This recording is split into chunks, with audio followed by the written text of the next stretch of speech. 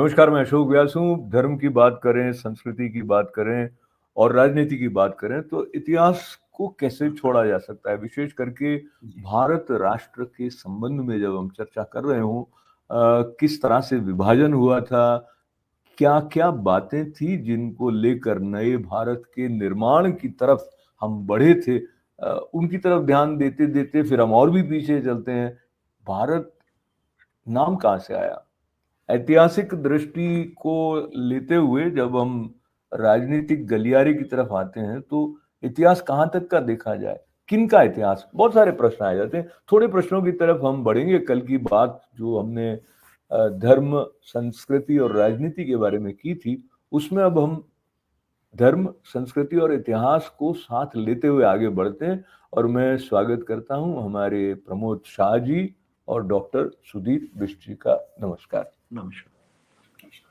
तो प्रमोद जी, आपको हम ऐसा आपके बालों के रंग के कारण नहीं, आपके अध्ययन के कारण भी ऐसा मान लें कि बहुत सारे बातें ऐसी हैं, जैसे एक बरगद के पेड़ के नीचे जैसी छाव होती है, उस प्रकार से चिंतन के दृष्टि से आपके पास वो दृष्टि है जो हमें से कईयों के पास नहीं है। हैविंग सेड दैट, ऐतिहासिक जो एक धारा चली आ रही है वो भारत में धर्म और राजनीति को कितना प्रभावित करती है और उसके प्रभाव को लेकर हम भारत के विकास की यात्रा में आगे बढ़ें, उसमें सहायता होती है, या उसके कारण जो कुछ ऐतिहासिक संदर्भ हैं और जो भारत का वर्तमान स्वरूप है वो कहीं ना कहीं हमें थोड़ा डगमग कर भी सकते हैं।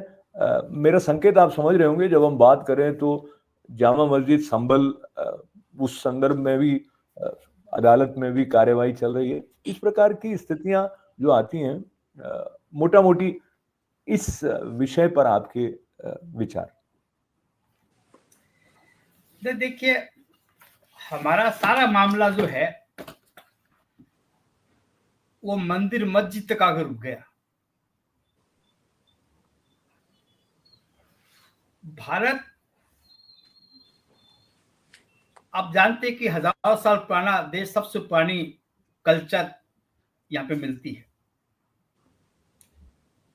भारत का इतिहास इतना गलत लिखा गया है, इतना गलत लिखा गया है कि एक बच्चे को बता दिया जाए तो वो समझ जाएगा गलत लिखा गया है। किसी देश को इस तरह मिसगाइड किया जाता है और उसको स्वीकार कर लिया जाता है, ये सोचने के बाहर है। उदाहरण महाभारत काल से लेकर के, अजय, किसी एग्जाम्पल से आप अपनी बात को।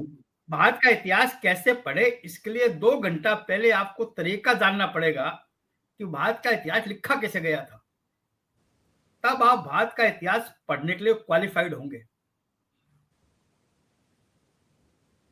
अपने पुराण है, नेपाल डायनेस्टी है और कश्मीर डायनेस्टी है। तीनों 5,000 साल 6,000 साल पुरानी है। पुराणों में लिंक दी गई है, उसमें कई लिंक टूट गई, कड़ियां टूट गई और नेपाल डायनेस्टी और कश्मीर डायनेस्टी के रिसर्च से मिल गई है। 40 साल तक कोटा वेंकटाचलम ने विजयवाड़ा के 1959 तक, 19 से लेकर 59 तक रिसर्च की है। वो संस्कृत, तेलुगु और इंग्लिश के विद्वान थे। किस इतिहासकार ने कहाँ गलती की, क्या गलती की, किसको खरीदा है, किसको कितना पेमेंट किया गया, किस तरह सारा दे रखा उन्होंने और पूरा इतिहास निकाल दिया। मैंने एक किताब निकाली, महाभारत काल से लेकर आज तक कौन को राजा किस पर, सारा उसके अंदर अथॉरिटी का सारा। प्रमोद जी, मैं आपके पास वापस आते हुए सुधीर जी से ये पूछना चाहता हूँ, आप पहले इस बात से सहमत अपने को पाते हैं क्या कि भारत का इतिहास गलत पढ़ा दिया गया, लिख दिया गया?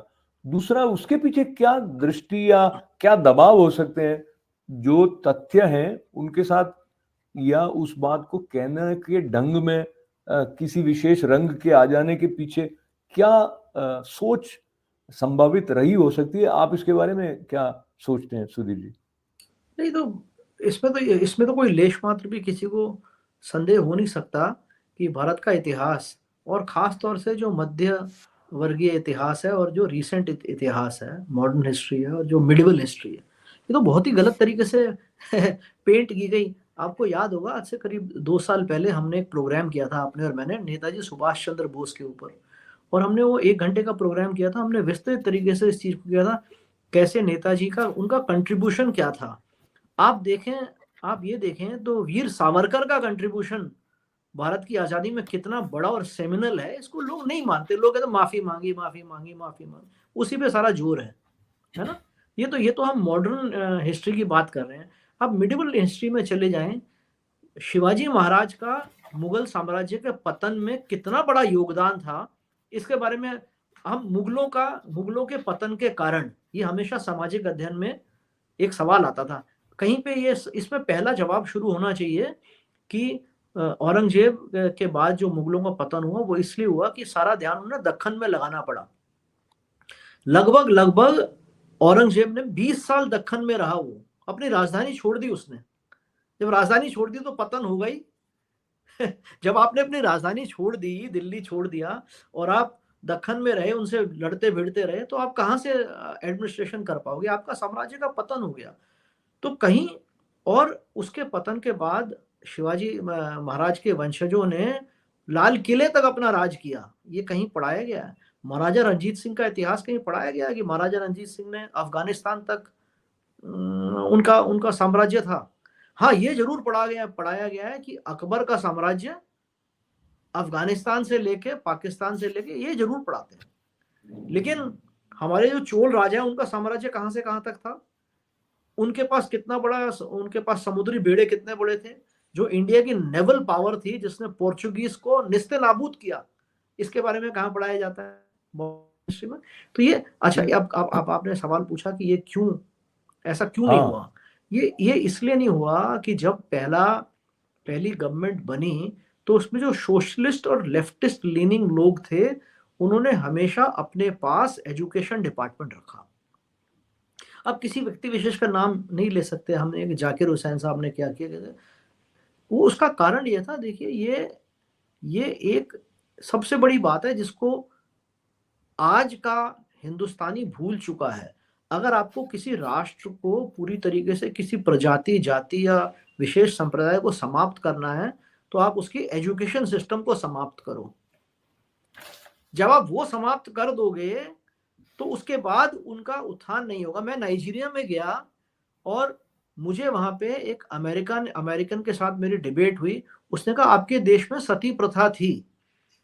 मैंने कहा हमारे देश में सती प्रथा तब समाप्त हो गई थी और उसके 200 साल बाद तक भी अमेरिका में गुलामी प्रथा थी। और मैंने कहा आपके कई राष्ट्रपति ऐसे थे जो गुलामी प्रथा के प्रोपोनेंट्स थे, और अमेरिका आपको पता है कि 2 हिस्सों में बट गया। वो अमेरिकन मेरी बात से कुर्सी से उछल गया। उसने कहा अमेरिका 2 हिस्सों में बट गया। मैंने कहा आपको ये पता नहीं है, कुछ स्लेवरी वाले थे, फॉर स्लेवरी थे, कुछ एंटी स्लेवरी थे। तो हमें ये पढ़ाया जाता है कि भाई भारत में सती प्रथा थी। कहां थी भारत में सती प्रथा? ये देखो, ये स्ट्रे इंसिडेंट्स थे। लेकिन हमारे को क्या बताया कि भारत में सती प्रथा थी, और वो नाइजीरियन एंकर मेरे से इस बात को लेकर भिड़ गया। मुझे उसको शांत कराना पड़ा। मैंने कहा जो भारत में सती तो प्रथा थी वो आपकी एक बड़ा स्ट्रेस। तो ये जो आपने सवाल पूछा कि क्या हुआ, हाँ जरूर, हमारे इतिहास के साथ छेड़छाड़ नहीं हुई, हमारे इतिहास के साथ बहुत ही खराब हुआ, उसको नष्ट किया गया। और ये क्यों हुआ? सुनील जी, क्योंकि ये ज्ञानी लोग जो थे वो जानते थे कि अगर आप एजुकेशन पे काबू पा जाओगे तो आप राष्ट्र पे काबू पा जाओगे। ये प्रमोद जी, ये जो बात कह रहे हैं जी, सूर्य माफी चाहता हूँ मैं। और देखिए, अब हम जिस समय भारत की स्वाधीनता के दिन को याद करते हैं, हम ये मानकर चलते हैं कि अब नए सिरे से अपने राष्ट्र का निर्माण करने का अवसर हमारे पास है। प्रजातंत्र का जो बेसिक डेफिनेशन में भी है, प्रजा के द्वारा प्रजा का राज्य, जो इस प्रकार की बात आती है, तो उसमें जो हमारे सांस्कृतिक मूल्य हैं उनकी तरफ हमारा ध्यान जाए।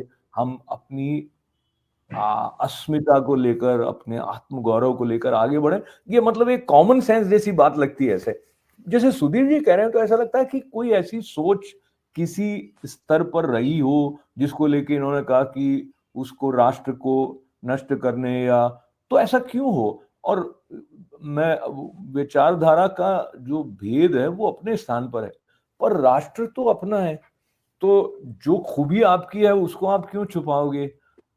ये थोड़ा और आप इसको अगर खोलें, क्योंकि आपने जो पॉलिटिक्स, रिलीजन एंड पॉलिटिक्स पर 3 खंड आपके हैं, तो आपने बहुत सारे विद्वानों को पढ़ा है। क्या आप सोचते हैं? और इसका खामियाजा तो स्वाभाविक रूप से कहते हैं आप अपने इतिहास से नहीं सीखोगे तो वो आपके लिए हानिकारक होगा, बूढ़ों को दोहराओगे, इस प्रकार की बातें हम सुनते हैं। प्रमोद जी, आप इस संदर्भ में। मैं जिस इतिहास की बात कर रहा था वो इससे पहले का है जी। मुझे बहुत से प्रश्न का उत्तर नहीं मिल रहा था कि महाभारत आज से 5,000 साल पहले हुआ था, करीब लोगों ने मान लिया है, और गौतम बुद्ध और महावीर 2,500 साल पहले हुए थे। तो 5,000 2,500 साल महाभारत और गौतम बुद्ध के बीच के 2,500 साल कहाँ गए? एक जंगली आदमी अचानक पैदा हो सकता है, और एक बुद्ध और महावीर जिनकी चेतना इतनी जागृत थी, वो अचानक कैसे पैदा हो गए? वो इतिहास कहाँ गया 2,500 साल का? और उसी इतिहास में आपका गौरव छुपा हुआ है। और वो रिसर्च की, उन्होंने पूरा पीरियड निकाल दिया। इन्होंने मैक्स मूलर को मैकाले ने 1854 में अपॉइंट किया और इंग्लैंड भेजा। उसकी आर्थिक हालत खराब थी, वो इतिहास अपने हिसाब से लिखवाया तोड़ मोड़ करके। चाणक्य और चंद्रगुप्त को दिखाते हैं आज से 2,500 साल करीब 2300 साल पहले वो हुए थे, उससे 1,200 साल पहले। कभी चाणक्य चंद्रगुप्त मौर्य ने सिकंदर को फेस नहीं किया था, वो समुद्रगुप्त था। आप देख लीजिए कोई भी सीरियल, जब सिकंदर आता है तो चंद्रगुप्त चाणक्य का मामला गड़बड़ा जाता है, दिखा नहीं पाते हैं। वो 1200 साल पहले हुए थे। बाद में पूरा इतिहास, सारे ग्रंथ आपके समझ में आ जाएंगे भारत के। आर्यभट्ट को, जो कि ईसा मसीह से 27 साल पहले पैदा हुए थे, उसको ईसा मसीह के 500 साल बाद लिया आर्यभट्ट को, खाली एक शब्द चेंज कर करके। तो ऐसे बहुत से इतिहास, पहले इस इतिहास को ठीक करना पड़ेगा, और काम किया हुआ है। जिस दिन भारत ताकतवर होगा, मान के चलिए इतिहास लागू कर दिया जाएगा। लेकिन भारत को पहले अपने भीतर, एक मिनट पहले, भारत अपने भीतर जो विचार करने वाले, उनसे लड़ाई करनी पड़ेगी भारत को, फिर बाहर वालों से। भारत को 2 फाइट करनी है। भारत के अंदर भारत का विरोध करने वाले बहुत से लोग हैं विचारिक स्तर पर, पहले उनको जवाब देना पड़ेगा, फिर भारत को बाहर। तो दोनों चीज कंट्रोल हो जाएगी तो भारत का सही इतिहास सामने आ जाएगा। तैयार पड़ा है पूरा इतिहास, काम किया हुआ। सुधीर जी और प्रमोद जी, संयोग से आप दोनों अलग अलग स्थानों पर बड़े हुए, आपका एक्सपोजर अलग अलग है, लेकिन एक बात पर आप दोनों बिल्कुल एक तरह से देखते हैं कि भारत के इतिहास के साथ छेड़खानी की गई है, और उसमें जो पाश्चात्य विद्वान है उनका भी योगदान है, और हम उनको अधिक प्रामाणिक मानते हैं। जब कोट करते हैं तो भी, बल्कि अमेरिका के अखबार में क्या छपा है उसको लेकर पार्लियामेंट तक में बहस हो जाती है।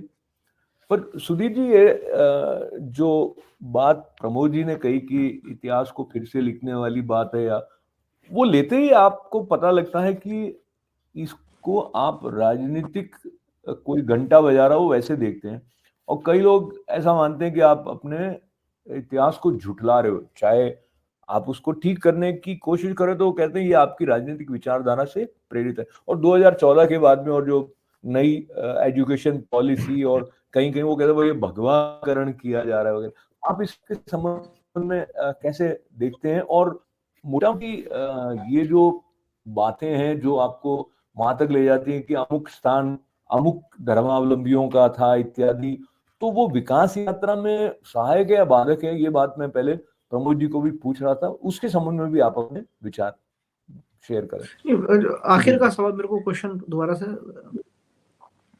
आखिरी वाला जो आपने लाइन बोली। देखिए, आप जब इतिहास, जी मैं वही कह रहा था कि ये इतिहास के पुनर्लेखन की जो बात है वो भारत के विकास में सहायक रहेगी या बाधक रहेगी, क्योंकि यहाँ से भी कई कॉन्फ्लिक्ट या अलग अलग विचारों का एक मंच पर आना दिखता है। नहीं देखिए, मैं ना प्रमोद सर की एक बात से बड़ा सहमत हूँ कि जब भारत शक्तिशाली, एक शब्द उन्होंने बोला कि जब भारत शक्तिशाली बनेगा, है ना, तब ये इतिहास लिखा जाएगा। वो इसको इस संदर्भ में ऐसा नहीं कह रहे कि भारत शक्तिशाली नहीं है, लेकिन चीज क्या है, जब हम एक इकोनॉमिक सुपर पावर बनेंगे, भाई अभी हमारी जीडीपी पर कैपिटा $3,000 से कम है, अमेरिका के $62,000 है।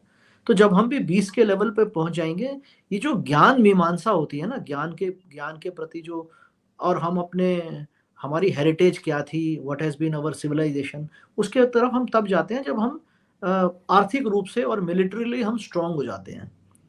सबसे इंपॉर्टेंट बात मैं कहना चाहता था, आपने ये कहा कि ऐसा क्यों है, देश तो देश है, हम किसी डिफरेंट संप्रदाय के हैं फिर भी, लेकिन देश तो देश है। इसके दो प्रमुख कारण हैं Ashok ji, with your permission I would like to dwell upon this. सबसे पहला है जो कम्युनिस्ट विचारधारा है, और मैं ये मानता हूं कि जो कम्युनिस्ट विचारधारा है ये फेनेटिज्म से ज्यादा ज्यादा डैमेजिंग है। क्यों, जो कम्युनिस्ट हैं वो अपनी इंस्पिरेशन ड्रॉ करते हैं माओ से और कार्ल मार्क्स से। अगर सिर्फ कार्ल मार्क्स से करते तो चल जाता मुझको, अगर सिर्फ मार्क्स एंड एंजल से ड्रॉ करते, लेकिन वो जो इंस्पिरेशन ड्रॉ करते हैं ना माओ से, उसमें समस्या है।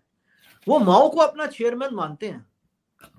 उनका जो आज भी, if you scratch a communist, you will find you will find the आत्मा of Mao residing inside. Okay, so इनका जो था, तो ये सिरे से मना करना चाहते थे कि हमारे जो राजनीतिक आकांक्षाएं जिनसे पूरी होती थी वो हिंदू थे, है ना, शिवाजी महाराज थे, चोल साम्राज्य था, हमारा भी इतना बड़ा साम्राज्य था।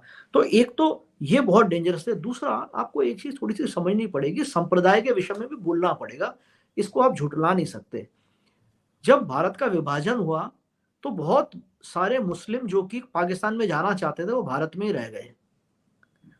डिमांड कौन कर रहा था पार्टीशन की? बहुत सारे यूपी के बड़े बड़े नेता कर रहे थे, लेकिन वो जा नहीं पाए। महाराष्ट्र के कर रहे थे, वो जा नहीं पाए। हैदराबाद आंध्रा के कर रहे थे, वो जा नहीं पाए, क्योंकि वो ज्योग्राफिकली फीजिबल नहीं था, है ना। तो अब आप देखिए, महात्मा गांधी ने सबसे बड़ा एक खलीफेट के अगेंस्ट जो हुआ, उन्होंने मुस्लिम समाज को कांग्रेस से जोड़ने के लिए और ब्रिटिशर्स के अगेंस्ट करने के लिए, उन्होंने खलीफेट के अगेंस्ट जो ब्रिटिश एक्शन था उसके खिलाफ आंदोलन भारत में उठाया। तो उन्होंने क्या पाया कि it was easier to organise the followers of Islam to say that British Empire is against Caliphate. So please, if you join this movement against Britisher, we will support your movement against their attack on Caliphate.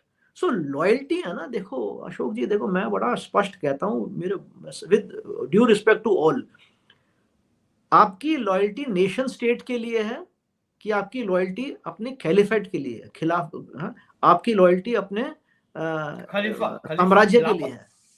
हाँ, जो खिलाफत था, वो जो caliphate था, जो एक जो खलीफाई के अगेंस्ट खिलाफत हुआ ना, खलीफा साम्राज्य को नष्ट किया ब्रिटिश साम्राज्य ने, उसके अगेंस्ट खिलाफत हुई। खिलाफत गांधी जी ने नाम दिया यहाँ पे, है ना, रेसिस्टेंस।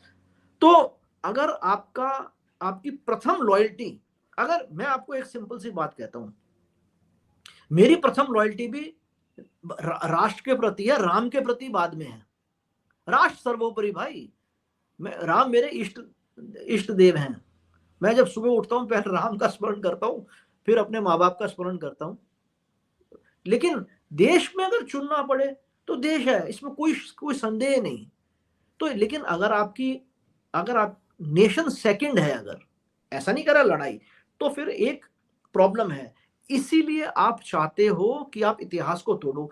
इतिहास बहुत पोटेंट फोर्स है। साउथ कोरिया, आप साउथ कोरियन से मिलोगे, आप जापान ने चीन में कितना अत्याचार किया, जितनी बर्बरता जापानी राजा ने चीन पे की, चीन की औरतों के साथ जो उसने दुराचार किया, आप सुनोगे तो आपकी आंख से आंसू आ जाएंगे।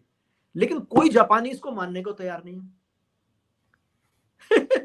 कोई जापानी अपने इतिहास को मानने को तैयार नहीं है। वो कहते हैं नहीं नहीं, China, they will think that. और हमारे अंदर एक अपराध बोध आ जाता है कि हमारे यहाँ सती प्रथा होती थी, हमारे यहाँ दलितों का इतना शोषण होता था, हमारा वो तो खराब है। मैंने तो आज तक किसी अमेरिकन से नहीं सुना या किसी न्यूजीलैंड के व्हाइट से नहीं सुना कि उन्होंने कैसे माओरीज को मारा या वहां कैसे रेड इंडियंस को डिजीज इंड्यूस करके खत्म किया गया। इतिहास लगता आपको हल्का है, लेकिन इतिहास का जो वेट आपके दिमाग में और सबकॉन्शियस में होता है बहुत भारी होता है। प्रमोद सर मेरी बात से एग्री करेंगे। प्रमोद जी, बहुत सारी महत्वपूर्ण बातें सुधीर जी ने बताई, उस संदर्भ भी उन्होंने लिया। समय की सीमा को देखते हुए उपसंहार की तरफ जाने से पहले के जो थोड़ा सा समय है, भारत के विभाजन की बात को एक ऐतिहासिक तथ्य और सत्य जो है उसको साथ में रखते हुए, और जैसे आपने कहा प्रारंभ में जिस तरह से राष्ट्र का निर्माण हो रहा था, तो नेहरू जी विजनरी लीडर के रूप में हम उनको देखते रहे हैं, मानते हैं, जो एक विकास का एक इंफ्रास्ट्रक्चर और ओवरऑल जो उन्होंने जिस तरह से पंचवर्षीय योजना है वो सब बातें अपने स्थान पर अभी जो तो बातें मैं आप दोनों से सुन रहा हूं, तो एक जो मैं छोटा था, मेरी छोटी समझ से मैं सोचता था कि कुछ बातों को वो जो डाउन प्ले करते हैं वो इसलिए कि भाई अब ये हम एक सेक्युलर राष्ट्र या सब मिलजुल कर रह रहे हैं, तो उनको थोड़ी ज्यादा तरजीह दी जाए, हमारी कुछ बातों को अंडर प्ले कर दिया जाए, तो इसलिए कि भाई साथ मिल कर रहेंगे। ऐसा मुझे लगता है कहीं अचेतन में, सबकॉन्शियसली वो भारत में ज्यादातर लोग ऐसे ही मानते थे कि भाई जैसे छोटा बच्चा है तो अगर दो बच्चे हैं लड़ रहे हैं तो कहे भाई इसको ऐसा अधिक ध्यान दे दिया वगैरह वगैरह। उस एग्जाम्पल को लेते हुए जब आप आज तक आते हैं तो आपको लगता है कि कहीं कुछ बैलेंसिंग एक्ट में एक सरकार दूसरी सरकार के बाद में वो नए नए ढंग से कुछ इक्वेशंस बनाने की कोशिश करते रहे? मुझे लगता है वो प्रयोग अभी तक चल रहा है। आप कैसे देखते हैं, क्योंकि राजनीति आ ही जाती है, अलग अलग विचारधाराएं आ जाती हैं, किसको प्राथमिकता दी जाए? ये राम जी की बात करे तो राम जी के मंदिर का मुद्दा जो है वो भी कहीं ना कहीं राजनीति के साथ जुड़कर आ जाता है। तो प्रमोद जी, आप देखिए, पहले अपने इतिहास और एजुकेशन की बात कर रहे थे, वो बात अधूरी रहेगी, छोड़ देते चलिए उसको, उस पर कई बातें करने की थी। जी जी। आज ये इस तरह एजुकेशन लोग बात क्यों कर रहे हैं? साफ लिखा है, मैकाले ने अपने फादर को लेटर लिखा है, मैं लेटर दिखाने वाला था, लेटर लिखा है फादर को 1836 में, और वही हो रहा है जो मैकाले ने लिखा था जी। खैर उसकी बात अभी नहीं करते, इतिहास की बात भी नहीं करते हैं। अच्छा, अब इन्होंने बात राष्ट्र, बिल्कुल सही, राष्ट्र जो है वो सर्वोपरि होना चाहिए। जोश मलियाबादी का एक शेर है कि तेरे लब पर है इराको शाम व मिस्र रोम व चीन, इराक मिस्र रोम चीन की तेरे लब पर है इराको शाम व मिस्र रोम व चीन, लेकिन अपने ही वतन के नाम से वाकिफ नहीं। क्या बात? लेकिन अपने ही वतन के नाम से वाकिफ नहीं। जिन वामपंथियों की बात कर रहे थे, ये सबसे पहले मर्द बन हिंदुस्तान के वास्ते, क्या बात? सबसे पहले मर्द बन हिंदुस्तान के वास्ते, हिंद जाग उठे तो फिर सारे जहां के वास्ते। क्या बात? बिल्कुल, बहुत जोश। सबसे पहले मर्द बन हिंदुस्तान के वास्ते, हिंद जाग उठे तो फिर सारे जहां के, इस सिद्धांत लेके हमें आगे बढ़ना होगा। और भारत का जो, भारत एक अननेचुरल भारत है, आजादी के बाद एक अननेचुरल भारत की तरह जी रहे हैं। Bharat is most unnatural. कोई भी देश इतना अननेचुरल नहीं है, इतना हिपोक्रेट नहीं है जितना भारत को हिपोक्रेट बना दिया गया है। जिन समस्याओं को लेकर देश का पार्टीशन हुआ था, वही समस्या आज भी हिंदू मुसलमान को लेकर भारत में, वो की वो समस्याएं, वही मुद्दे हैं जिनको लेकर पार्टीशन हुआ था। फिर यही करना था तो देश का पार्टीशन करने की क्या जरूरत थी भैया? वो ये का तो साथ ऐसे लड़ना ही था तो साथ रह के भी लड़ सकते थे। क्या एक देश को और डिवाइड करने की कोई प्लानिंग चल रही है क्या? जिन बातों को डिवाइड किया गया था ये देखने की जरूरत है। और दूसरी बात, अब मेरे पास अपने पास 2 मोबाइल है, आप कहते हैं प्रमोद जी ये मोबाइल तो मेरा एक तो, और दूसरा अपने दोनों का, ऐसा रीजन हुआ है?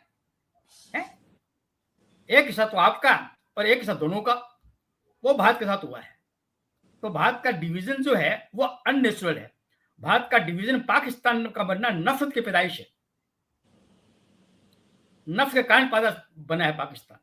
तो इस देश के साथ जो घटा है, दुनिया का कोई भी देश, किसी भी देश का विभाजन धर्म के नाम पे नहीं हुआ है, सिर्फ भारत एक ऐसा देश है। तो भारत बहुत सी पीड़ाएं भुगत रहा है। अब भारत नेचुरल वे में आना चाहता है। कोई भी आदमी अननेचुरल वे में एक सीमा तक रह सकता है। अब भारत नेचुरल वे में आ रहा है, इसको रोक नहीं सकता। हाँ, कई तकलीफें आएंगी, शांति से बैठ के कानून के अंतर्गत जो भी काम हो कानून के अंतर्गत हो, बिना किसी धार्मिक भावना के आहत के और प्रेम के साथ, आत्मविश्वास के साथ हमको भारत को एक नया भारत बनाना है। मतलब ये बहुत ही सुंदर। और मुझे लगता है इस तरह की एक्सप्रेशन या इस तरह से इसको आर्टिकुलेट होते हुए मैंने कभी देखा नहीं कि एक अननेचुरल ढंग से भारत जी रहा है और उसको नेचुरल स्टेट में आना है। सूर्य जी, 1 मिनट में आप कंक्लूड करना चाहें अपनी तरफ से जो बात प्रमोद जी ने कही भारत के संदर्भ में, और नेचुरल स्टेट में आने के पीछे बहुत सारी पीड़ाएं जो संभावित हम देख रहे हैं वो भी दिखाई देती हैं। या तो हम उनको अवॉइड कर दें, या तो वो होंगी तो उसे घबरा के आंख बंद करके देखें कि नहीं, कुछ भी बुरा या गलत या अननेचुरल नहीं है। क्या अप्रोच आपको लगता है बेस्ट है भारत के लिए वर्तमान? जो अप्रोच इस समय चल रही है ना, खासकर मेजॉरिटी कम्युनिटी की तरफ से, बहुत सही अप्रोच है। मैं आपको बताता हूँ क्यों, है ना। देखो, हमारे आरएसएस में जो आरएसएस इतनी स्वयंसेवी संस्था है, उसमें उसके जो टॉप लीडरों को कहते हैं कि हर मंदिर के नीचे मत देखो, हर मस्जिद के नीचे मूर्तियां मत देखो। एक ये पॉइंट ऑफ व्यू है एक ऐसे आदमी का जो सबसे रिजिड आदमी माना जाता है। लेकिन दूसरी तरफ आप जो हिंदुओं का दृष्टिकोण देखो कितना उदार है। वो एक रिक्वेस्ट कर रहे हैं एक लीगल प्रोसेस के थ्रू कि संभल में एक मस्जिद है और हमें ये पूर्ण विश्वास है कि यहाँ मंदिर था, तो एक लीगल प्रोसेस अडॉप्ट कर रहे हैं। मैं क्या कहता हूँ, हर आदमी को ये हक है कि वो एक लीगल प्रोसेस के थ्रू जाए। ये अदालत का काम है। देखो, चाहे निचली अदालत हो चाहे उचली अदालत, उसका काम है और सर्वे कराना चाहे कराए, नहीं कराना चाहे नहीं कराए, ये सबको मानना पड़ेगा।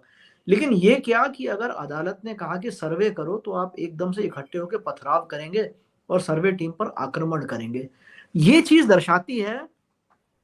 अब मैं आपसे एक चीज पूछता हूँ, हम एक हाइपोथेटिकल सिचुएशन लेते हैं। अगर हिंदू चाहे तो एक जैसे वो मस्जिद गिर गई थी, बाबरी मस्जिद जो कि वो मंदिर था, वो फिर उसको मस्जिद वो गिर गई थी। ऐसे अगर हिंदू मॉब इकट्ठा हो जाए तो बड़ी मुश्किल हो जाएगी, है ना। लेकिन नहीं होते क्योंकि हम ये समझते हैं कि हम अदालत के माध्यम से, और मैं ये समझता हूं कि अगर 10,000 केस भी एक कम्युनिटी कहती है कि ये स्ट्रक्चर मेरा है, अदालत डिसाइड करेगी कि उसको सुनना है कि नहीं सुनना है।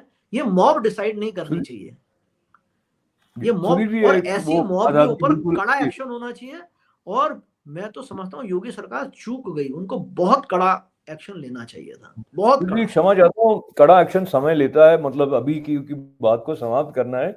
तो मैं संक्षेप में ये कहना चाहूंगा कि अगर कानून व्यवस्था के स्थान पर जिसकी लाठी उसकी भैंस को लेकर या समूह इस तरह के भीड़ तंत्र को लेकर कार्यवाही होने लगे तो वो किसी भी राष्ट्र के हित में, किसी समाज के हित में नहीं, उस बात से मैं सहमत नहीं हूँ। इस कारण और जिस तरह से कानून बना दिए गए तो उनके पीछे का क्या चिंतन था उस पर भी अगर पुनर्विचार हो रहा है अभी, तो शायद वो आवश्यक है। प्रमोद जी, बहुत बहुत धन्यवाद है। बहुत ही मौलिक आपका जो चिंतन है और कितनी एक मुझे ये कहना चाहिए कि व्यापक दृष्टि के साथ हम इस विषय को छू पाए, आप दोनों के सहायता से। सूर्य जी, आपका धन्यवाद है। प्रमोद जी, आपका भी बहुत बहुत आभार है। और ये ऐसा विमर्श है जो निरंतर जारी रहने वाला है। तो ये कार्यक्रम सिर्फ हमें कई किस्त में करना पड़ेगा इसको। पर फिलहाल के लिए भारत कितना विशाल है। जी नमस्कार, बहुत बहुत धन्यवाद। भारत माता की जय।